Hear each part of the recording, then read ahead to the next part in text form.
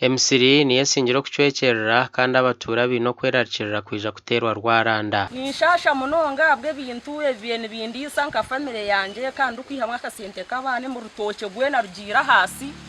dihine mutumba gusigire na gumwe hati yambwe nyine nakunyino kushasha kuhango munonga tirwihunga ejyo muyaga mwinji kandi abana bajya ishomerana bega emitumbe cwecerire muhogo zacwecerera titwine cyo kutamuhega cyona mwene mu bantu mwe tantushaba mu mutuyambe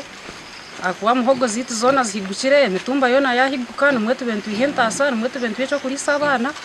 mwizo maze abantu bashaba mu mutuyambe abaturano bajangwa babire bakora sente za loan tabarukumanya ecyo kurasaho kandi tonkabamwe kanyewe nkanyere sente za parishe modo nizo nabenyenda ko nizo mbentiye mu rutoke rugwire gwaho hati tino cyo gukora ntubashaba buyambi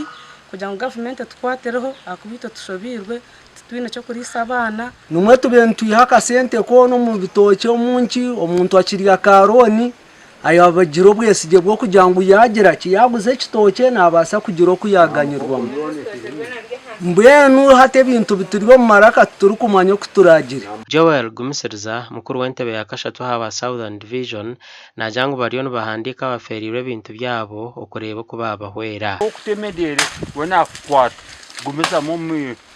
nagezaho nangwa okugira ngo tufune lists z'abantu ababiri affected kandi zinkuza kongera kutwara municipality nabebembeza ba municipality kugira ngo bakakwatira abantu aba bagire kubaruga umukizi w'iki bagiremo iki gutimurundu rwo kubanza ayihungo kucwekereze bintu mu cyangeki gasha kwa Dan basibye